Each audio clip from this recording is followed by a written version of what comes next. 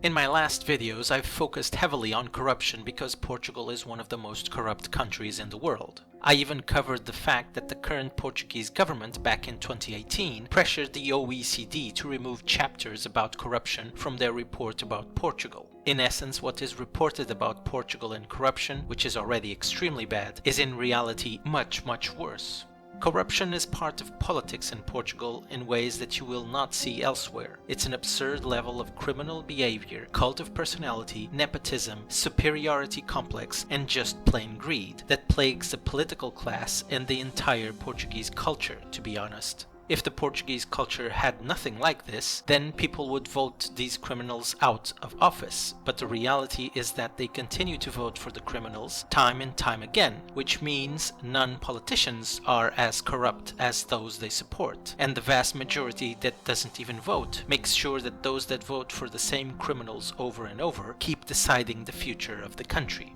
For years and years in Parliament, we have watched the political theatre to attempt the approval of a law to punish the illicit/unjustified enrichment, which is a reality in the political class. Every time a politician goes into government, they get out of it much richer than before, even though in no way their salaries justify that increase in wealth. This is especially true for the Socialists that have been in power for far longer than any other party in Portugal. Since 1974, the Socialists have been in power for more than 30 years, which means they have been in power for 2/3 of the time that Portugal is a so-called democracy. The Socialist Party is literally a mafia-like organization that benefits greatly from corruption, and actually criminalizing the illicit enrichment would be a big problem for the Socialists. For this reason, all the attempts to punish illicit enrichment in Portugal are always rejected by the Socialists and for the most part by the far left. But the center-left, represented by the Social Democrat Party in Portugal, are not much better and in fact have sided with the Socialists almost every time in this issue.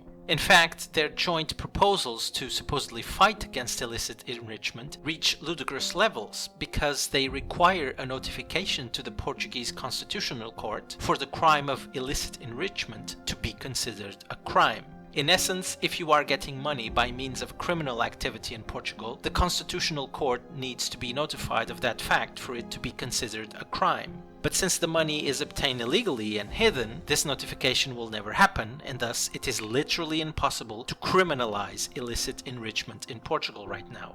Much like Ivo Rosa ensured that it is impossible to prosecute a politician for corruption in Portugal because he just ignored every corruption crime against José Sócrates a couple of months ago, based on absolutely no law in the country. With the arrival of the Chega party, we've seen more discussions about criminalizing illicit enrichment, and recently Chega made their proposal to do exactly that. And very recently, that proposal was voted in Parliament, and out of 230 deputies, 225 voted against it, 4 abstained from voting, and 1 voted for it.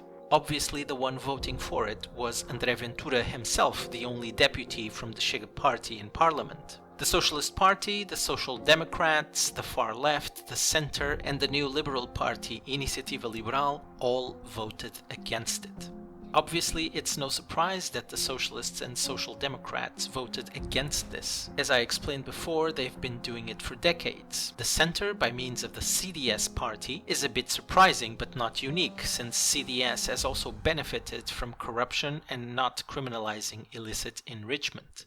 The far left, by means of the Left Bloc, Communist Party and their satellite party the Greens, also voted against it because no far leftist wants to criminalize the possibility of them getting richer. They only want to criminalize the possibility of someone else getting richer when they get into power. And finally, the new Liberal Party, Iniciativa Liberal, which is the hope for some people in Portugal. But I also have to say I'm not really surprised about this, because it's just classic liberals doing what they do best: side with the left and far left whenever they can. What we've seen in Europe in the last couple of decades is that liberals are very keen to unite forces with socialists and communists, more so than with anyone on the center or even center-right.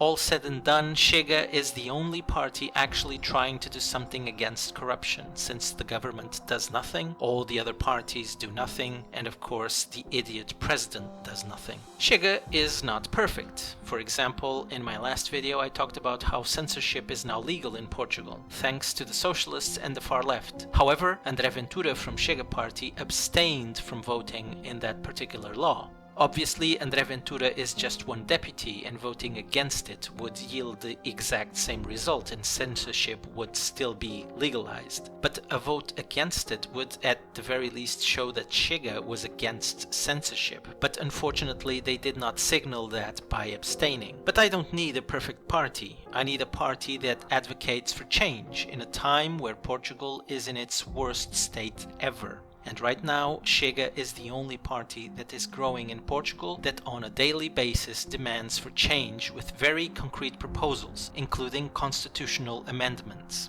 Socialists, social democrats, left bloc communists, centrists, and all other leftist and far leftist parties represent the same policies that have impoverished Portugal for 47 years and that guarantee that nothing is done against corruption. No one that wants change can possibly vote for any of these. Chega is the only alternative for me because I simply do not trust the liberals in Iniciativa Liberal, based on the history of liberals around the world and this recent fact that they voted against criminalizing illicit enrichment just cements my distrust for them. In the end, Portugal remains the same as it has been, poor, miserable, and more corrupt than ever.